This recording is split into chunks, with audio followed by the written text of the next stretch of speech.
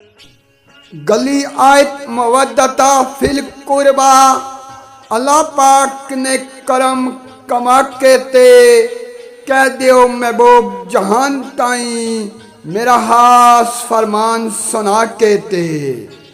मैं जो करदा तबलीखा तुसा ताई सदमे जान दे उत्ते उठा के ते।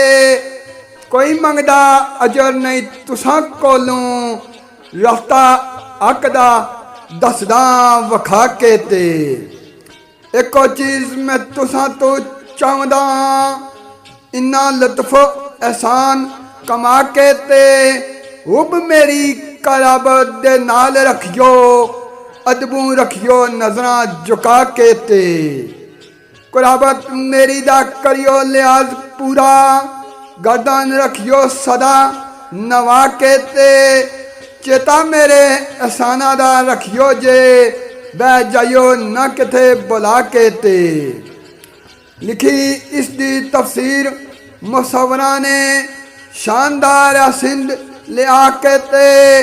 पुछया नबी दे कोलों सहाबा ने मतलब आए दा अदब बजा के ते। आका कहना ते अवे तलाक इसदा दसो असानू जरा समझा के ते। वो भी साडे ते हैगी वाजब किन्ना ताई कुराब ठहरा के ते। ज़ारा अली ते हसन हुसैन चारे क्या नबी इरशाद फरमा के ते। साहिब ने जन्नत दे विच जाना वो पंजतन रब बना के ते। साहिब ने जन्नत दे विच जाना वो पंजतन रब बना के ते।